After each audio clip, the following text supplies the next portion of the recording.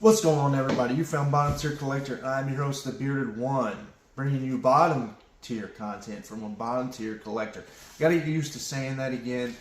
I'm going to try and change up my intro a little bit. I just feel so robotic saying the same thing over and over. And speaking of the robot, we are talking about music today. Zweihander, let's just get the elephant out of the room. I don't know if I've spoken to you directly on YouTube, left a comment, watched a video or anything. Full disclosure, I know you from David's Comics and Wrestling's 2K Federation. And I enjoy watching you in the 2K Wrestling Federation. And I'm seeing everybody doing your album challenge. And music is my first love. So I feel like I need to be in on this 10 album challenge. I want to encourage everybody watching this video to head over to Zweihander's channel. I think it's Zweihander.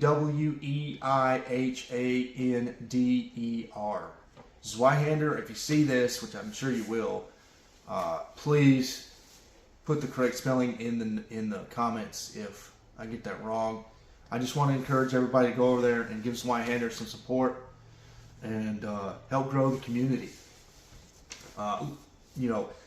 It was hard to put 10 albums on here. I actually had to remove some albums. I'm actually second guessing myself if some of these albums, deserve to be on here over others. I've got plenty of honorable mentions, but I don't want to do that. I want to just talk about the 10 albums. And I'm going to say it like this. These aren't my 10 all-time favorite albums. These are 10 of my favorite albums of all time. I just could not. There's no way I could rank my top 10. Like, truly, top 10 albums. I have a very, when people say they enjoy all types of music, I feel like I truly do enjoy all types of music. I love classical music. I love jazz. I even listen to opera a little bit. I've got a little Pavarotti playlist on my YouTube music account. I love heavy metal, power metal, current metal, deathcore, death metal, metallic hardcore, hardcore punk, pop music, new wave, country, outlaw western. I love it all. I mean, I can't think of, you could name a genre. Folk music, I love the Dubliners. You could name a genre, and there's at least one band or artist I can tell you I love. So I did what I could to put 10 albums on here. The Ramblin' Man by Waylon Jennings. I had to fit a country album on here. I love country music. I feel blessed that we have a radio station here out of Coleman, Alabama, which is about, and maybe not an hour, but 45 minutes south of me. 105.7 Big Country FM. They play nothing but bluegrass and 70s, 80s, and 90s country music. They don't even play 2000s country music. It's kind of like we have a big classic rock station here in Huntsville. It's kind of like the classic rock of country music stations. And that radio station is where I would build my love for old country. And The Ramblin' Man by Waylon Jennings. Waylon Jennings is my guy. And the reason I put this album on here as opposed to other albums, it's got my favorite country song of all time on it, Rainy Day Woman. Now, I've been married to the same woman for 7 years now. We've been together exclusively for almost 10 years now. And so Rainy Day Woman is kind of odd that's my favorite country song of all time. It's about seeing a different woman when you're having hard times in your marriage. But I promise if you listen to it, it's a catchy song, and you don't have to live out, to quote Hank Williams Jr., you don't have to live out the words you wrote. You can just enjoy a song for what it is. You know what I mean?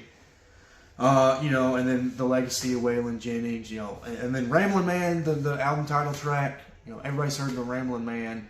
I think it's cool that Alabama is talked about in Ramblin' Man. Don't know if it's true. Don't know what that line was inspired by. But Yeah, The Ramblin' Man, number 10. Number 9, we got Future Nostalgia by Dua Lipa, so some guilty pleasure of mine. I love pop diva music. It goes back to the 80s. I love Cyndi Lauper and Pat Benatar and Pat Brannigan, Laura Branigan.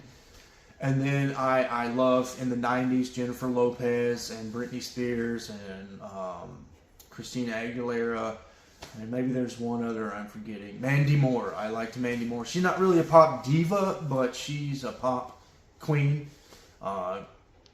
She put out a couple banging albums there in the late 90s. And then, and now in the current day and age, I love Selena Gomez. I love Ariana Grande, and then Dua Lipa, Miley Cyrus. I haven't been a fan of Miley Cyrus throughout her whole career. I think this last album is the first, or not the last album, the Midnight Sky album, I think it's called. It's black and pink with her face on it. And she's got a Billy Idol feature on there. I think she also did a rendition of Edge of 17. I'm talking about a Miley Cyrus album, and I shouldn't be, but yeah, that album's, I love Miley Cyrus. But back to Future Nostalgia, Rabbit Trails. I could just go on and on about music. As you can see. But Future Nostalgia, the title track, Future Nostalgia, is such a banger. The radio hit that put the album over, Levitating. I hate the DaBaby feature. I don't like DaBaby. But she's got an edit to where he's not in the song, and so I can jam out to that edit. And then there's That Kind of Woman. The inner feminist comes out, and when I listen to That Kind of Woman, my foot gets to tapping, and my head gets to bobbing, and I'll start singing the lyrics. And then Good in Bed is such a catchy chorus. It's a very kinky, sensual chorus for sure. Very provocative chorus, but it sells, I think that album is an instant classic. I think for what Thriller was for Michael Jackson, I think Future Nostalgia could be that for Dua Lipa and the pop diva section of music. Love Future Nostalgia. Every song is great. And I love everything Dua's ever made, truthfully. Number 8, my favorite pop album of all time, Songs from the Big Chair by Tears for Fears. It's got Shout. Everybody's heard Shout. It's got Everybody Wants to Rule the World, and I can't remember which song. I think it's Shout. Disturbed did a cover of Shout and made it their own song. And, it just goes to show you, and this cover is just a few years old, I believe. And it just goes to show you how timeless Songs from the Big Chair is. It's also got Head Over Heels, and, the album kind of tapers off from the hits, but I still think it holds up enough to be a complete album. Too bad Tears for Fears didn't go much elsewhere after Songs from the Big Chair. I think they're one of the greatest pop bands of all time. Next up, we got Jazzmatazz by Guru. Jazzmatazz really introduced me to what jazz and hip hop can do. I've heard a song from an album I don't want to talk about, a song from the album I'm going to talk after this. That song, and then Shed So Many Tears by Tupac on Me Against the World. Those two songs kind of introduced me, hey, jazz and hip hop is cool. But Jazzmatazz, when I got into Gangstar and researched Guru and got into Jazzmatazz, oh my gosh, it is such a cool fusion of jazz and hip hop. And when you think about the history of music and how African Americans in Harlem created modern music with jazz, and then again they had another movement and created a whole new culture with hip hop. I don't think it was in Harlem this time, but it was still in New York. It just makes perfect sense that you would blend jazz and hip hop together.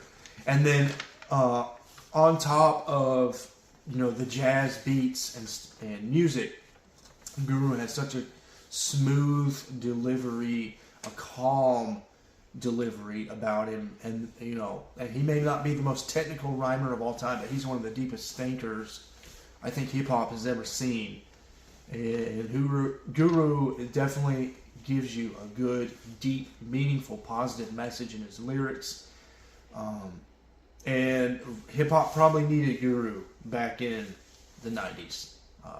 When you think about the music being made in the 90s in the hip-hop world. So next up at number 6, 36 Chambers, Wu-Tang Clan. My favorite rapper of all time, Method Man, got his title track, M-A-T-H-O-D, man. And then I learned my first ever Old Dirty Bastard verse on 36 Chambers. You got Cream. Cream is the song I was talking about. It introduced me to the idea of what a smooth jazz line and a rapper over a smooth jazz line can do. You got Up from the 36 Chambers, Wu-Tang Clan ain't nothing to fuck with. Yeah. 36 Chambers, just banger after banger after banger after banger. It won a Grammy Award. I mean, it's easy to see why 36 Chambers put Wu-Tang Clan into the stratosphere and why they are, mainstream commercial rap fans and underground street rap fans all love Wu-Tang Clan. Nobody hates Wu-Tang Clan, except people that don't like rap. Rest in peace to ODB, and let's keep it moving. Tickle by Method Man, my favorite rapper, my favorite rap album of all time. Sub Crazy is my favorite rap song of all time. Then you also got PLO Style, which is a shout out to a Middle Eastern movement there. Pakistani Liberation Operation or something like that. I can't remember. Then you got Meth vs. Chef. What else is on there? Tickle is on there. Oh, the song that put the album on the charts. You're All I Need with Mary J. Blige. That's a really good song. I remember skating to that at the skating rink in the 90s. When I bought this album many years later to kind of get into Method Man and I heard You're All I Need, I'm like, I remember that from my childhood. So it's cool to kind of piece together things that I did, from my childhood that I didn't realize where they came from at the time.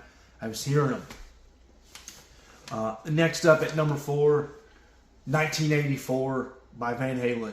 I could have put Van Halen 1 on there, and I could have put, is it 5150 on there, the first album with Sammy Hagar on there.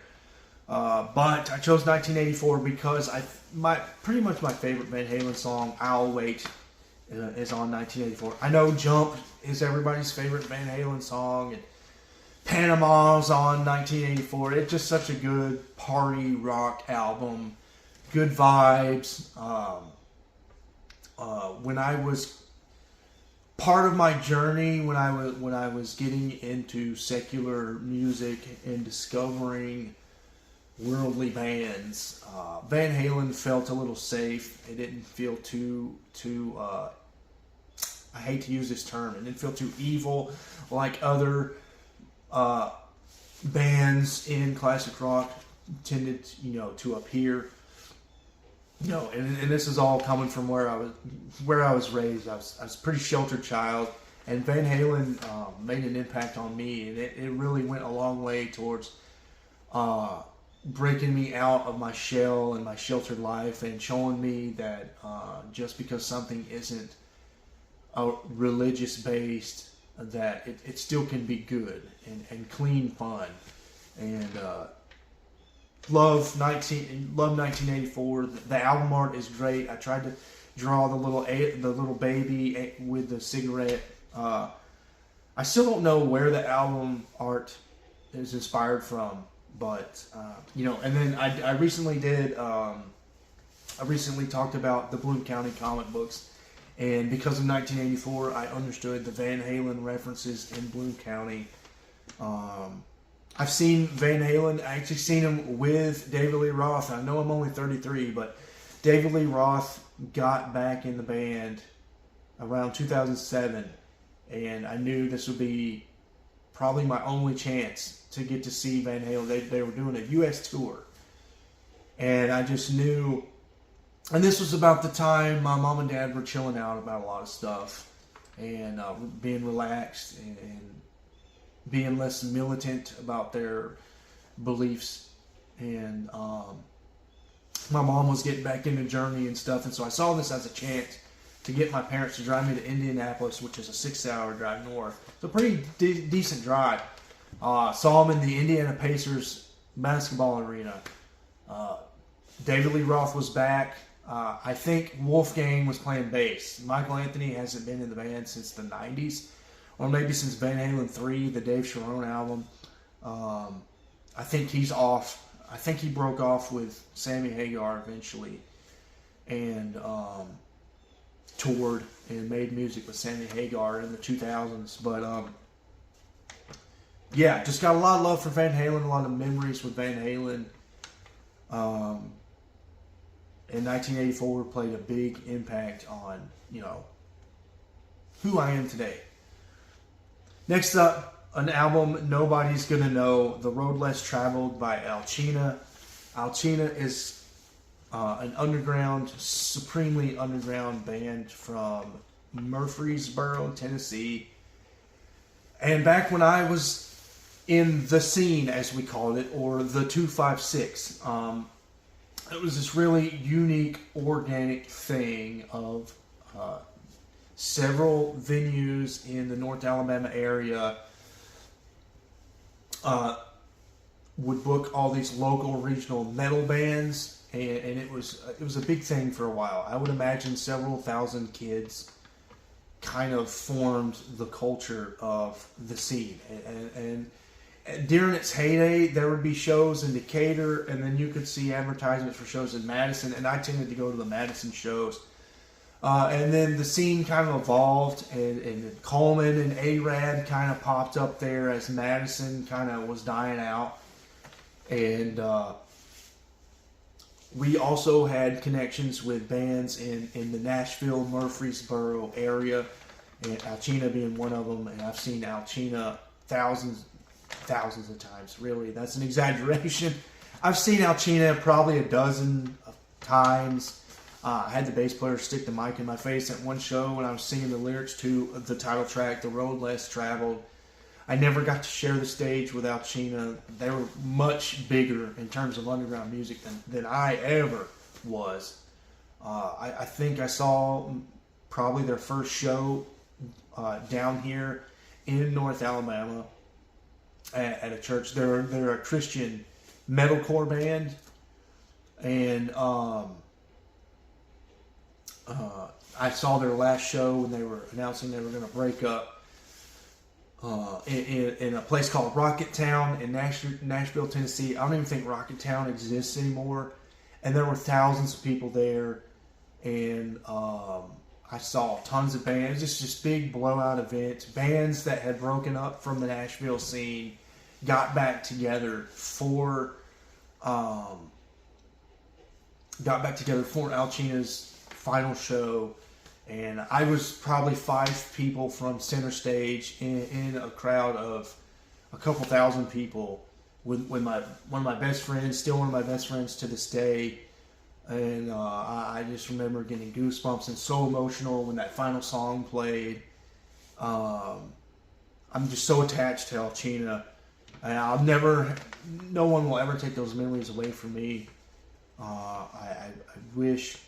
I wish more people that I know now had been a part of that. It was such a unique, special thing. The scene, we called, it was like this streak of music down the I-65 live from Huntsville, Decatur, Athens, Madison, all the way up to Nashville, Tennessee. It just seemed like all those bands seemed to book each other, and we'd see Madison and Huntsville bands play in Nashville a lot, and they would come down, and it just seemed like the bookers, whoever was booking all these shows, had great friendships and relationships with all these bands.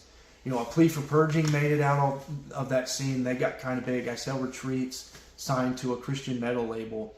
I think they made it on the Tooth and Nail, which, if you know a lot about independent religious metal music, I think Tooth and Nail had Under Oath for a little bit, if you're familiar with Under Oath.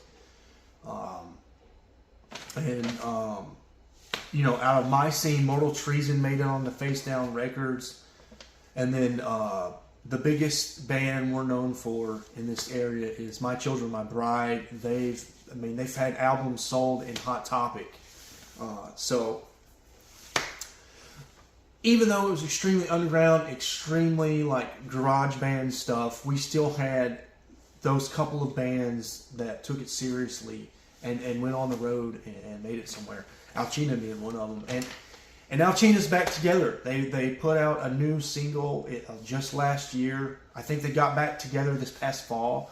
And they remastered and re-released the Road Less Traveled EP. Cheating is supposed to be a studio album. But they just released the EP just this past year. And I've been listening to it over and over and over. Just reliving those memories from my late teens, early 20s. And I'll just never forget that time of my life. I think it kept me out of trouble. The trouble I would get in once all that stuff kind of died out, and I had an identity crisis. I said a lot more than I meant to say about The Road Less Traveled by Alcina, but I wanted to give context to the band, since I would imagine nobody watching this has heard of Alcina. If you go listen to the Road Less Traveled EP, if you're curious about Alcina, listen to the Road Less Traveled. It's like a minute, 30-second song, but it's such a beautiful guitar riff. And then the rest, every song's a metalcore banger, for sure. At number 2, and again, this is not in any order. This isn't my second favorite album of all time, but I feel like it is the pinnacle of metal music for me. The War Within by Shadows Fall. I got into Shadows Fall when I was kind of having issues with radio rock and where the rock industry was going. Now, this is around 2004, 2005. Chevelle wasn't really good at the time anymore. 3 Days Grace, after that debut album, to me turned to junk. I wasn't getting into bands of the time like Crossfade, and I feel like Disturbed had become stale. To me, Disturbed, once you've heard one Disturbed album, you've heard them all. I don't feel like Disturbed ever really branched out and did anything unique. I was never into Black Label Society. Finger, I don't really get into Finger 11. I don't know, just the direction radio rock was going in the mid-2000s. It was just kind of leaving me in the dust. I wasn't into nu metal at the time, like Korn and Mudvayne. I cherish more the early 2000s. POD's Satellite, Linkin Park Meteora, Trapped with the Headstrong. Those kind of albums that were really heavy. I really gravitated to that. And the direction radio rock was taking with like Black Cherry and Breaking Benjamin. Three Doors Down got really soft by this point. I'm here without you, baby. Yeah. Ugh. Radio rock was just getting soft and weak and way too commercial, and I didn't like it. So I found The War Within by Shadows Fall. Actually, I found, is it Appetite for Destruction? No, Appetite for, oh my God, that's a totally different band, I think. Goodness. The Art of Balance is what I found. The Art of Balance is what I found on Yahoo Radio.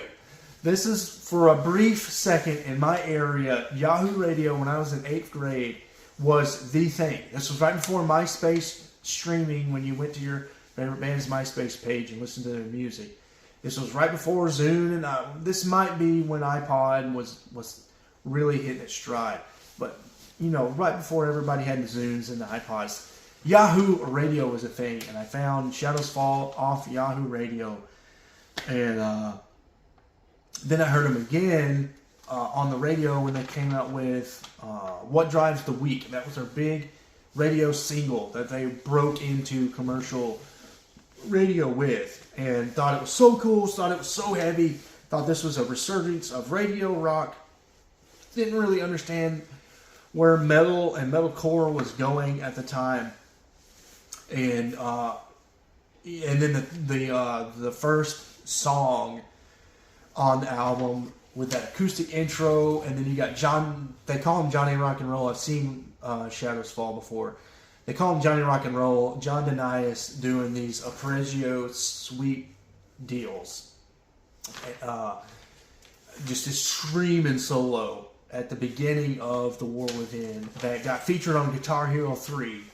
So if you have Guitar Hero 3, if you're a video gamer, go look up The War Within and that Shadows Fall.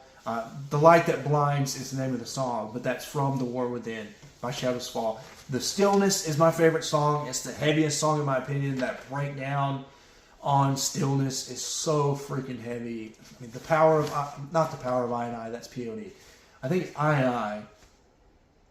And then the outro, I forget the name of the outro, but they got the bass of the song, the outro, and then it spins out into this long solo. It sounds like a dueling solo between Matt Bashand, the typical rhythm guy, and John Denius, who usually does the leads.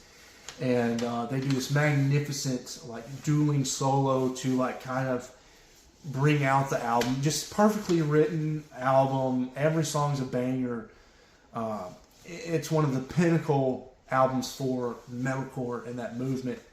And if you're not familiar with metalcore, I know it's a sub genre of heavy metal. It's basically just heavy metal music mixed with hardcore components. So you'll get like hardcore, what we call in the scene, two steps and hardcore breakdowns, and bring that into like heavy metal music. Bands like As I Lay Dying, Killswitch Engage, and I think In Flames, bands like that are some of the biggest metalcore bands there are, and really formed the sound of metalcore. And then number one, possibly my favorite album of all time. I have to say this is possibly my favorite album of all time, even though the rest of this is just 10 of my favorites. The Fundamental Elements of Southtown by POD. I have such a soft spot for POD. They really are my introduction to heavy music. I could place that on Blink-182 or the song Hemorrhage by Fuel. Those are pretty like heavy driving songs. It's My Life by Bon Jovi. Another like heavy song for rock radio. But until I bought the Satellite album by POD, I didn't realize what heavy music really was. And that album by POD, Satellite, it's got their biggest songs, Youth of the Nation, Alive, Satellite. They're most known for that album. But Fundamental Elements is the album that gave them their push. That's their first works with Atlantic Records on a major A&R label.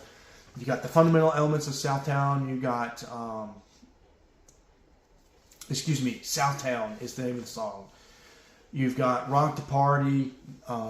You've got Outkast, which I have a fond memory of Outkast. When POD wrote their sixth album, Fundamental Elements being their third album, so we're years down the road. Marcos isn't even in the band anymore. It's Jason Truby. They came to Atlanta, and I saw them in Atlanta when they made the Testify album. And they're playing with Pillar, another band I know, and 50 Cent. Not 50 Cent the rapper, but 50 Rings, I can't remember. 50 something. It's not 50 Cent the rapper, obviously, because it's a rock concert.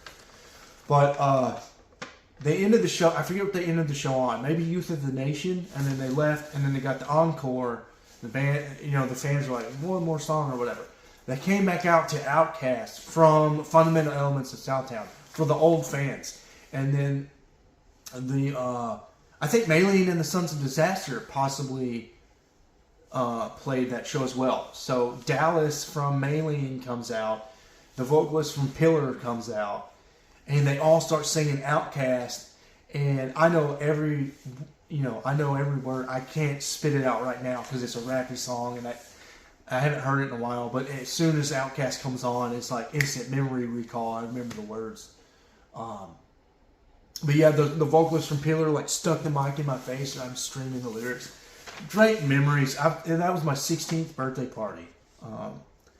Fundamental Elements of Southtown is my favorite. I think it's a good mix of where POD would go in the future and go more into the reggae stuff that they went to in Testify and When Angels and Serpents Dance. But it also features a lot of, it still carries on that real heavy rock, almost nu metal influence from Snuff the Punk and Brown, their first two albums, which are extremely heavy rap rock albums. I think they are the band that did rap rock the best, in my opinion. I love, Beastie Boys is fun. That Aerosmith Run DMC track is fun. Limp Bizkit's fun. I love Linkin Park. I mentioned Meteor earlier, but POD, in my opinion, I have a soft spot for POD. I will always love POD, and I feel like they did rap rock the best. I think Sonny was a true MC on the mic. Could have been in the hip hop game, but he ended up in POD and gave us, a slew of fantastic rap rock songs and albums. And those are my 10 favorite albums. I droned on and on. I really hope this isn't a 30-minute video. Thank you, Zweihander, for issuing the challenge. If I haven't subbed to you already, I'm going to head over to your channel right after I hit stop and give you a sub. And I want to encourage everybody watching this as well to go to Zweihander's channel and give Zweihander some support. I will always also name drop David's Comics and Wrestling. I know Zweihander from David Comics and Wrestling's 2K Federation, so go give David some love as well, since that's, he introduced me to Zweihander, the wrestler. As always, thank you for liking, subscribing, commenting.